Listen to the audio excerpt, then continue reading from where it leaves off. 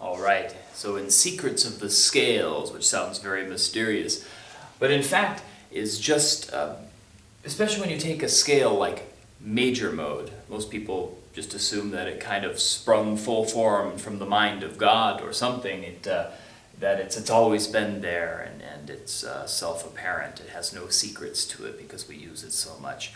But there are interesting parts, interesting characteristics of the major scale that are very, very interesting, and if we understand them, the scale can become much more useful and much better known to us, and we can kind of know where its tendencies lie. So when we're doing dictations or sight singing or listening, we can hear those parts of the scale and kind of know where the tendencies are.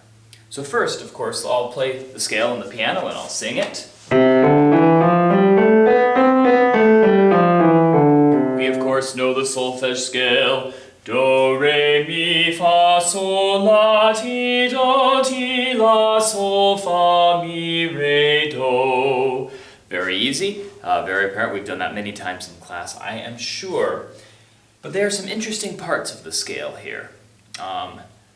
Some students have actually even wondered in the past if all of the tones are not separated by a whole step, because it just doesn't seem like there are so many tendencies because we don't think about this scale so often. Now that would be the whole tone scale, which is an entirely different scale we will get to eventually. But let's look at two portions of the scale particularly. And these are the places in the scale where the half steps reside. These are the secrets within the scale.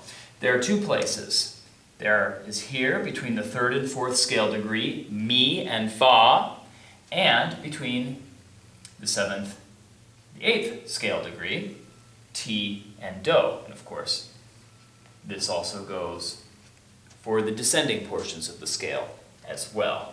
Do, re, mi, fa, sol, la, ti, do, ti, la, sol, fa, mi, re, do.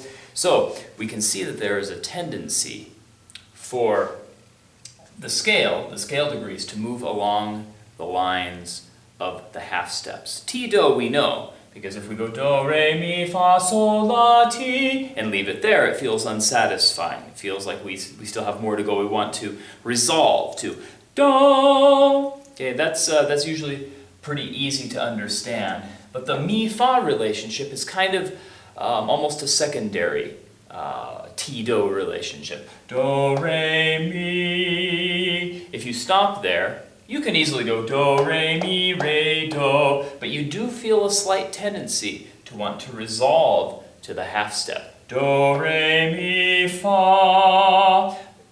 Conversely, or similarly, when we come down, do, ti, la, sol, fa, we can go sol, la, certainly, but we do feel a slight tendency to move down to mi. Do, ti, la, sol, fa, mi, re, do. And so, very often in scalar passages, or in melodies, melodies, of course, make use of that. Ti, do, we know, because you really can't leave something hanging on ti without going to do eventually. You can delay it, but you can't let it go without resolving to do unless you have a really good reason to do so.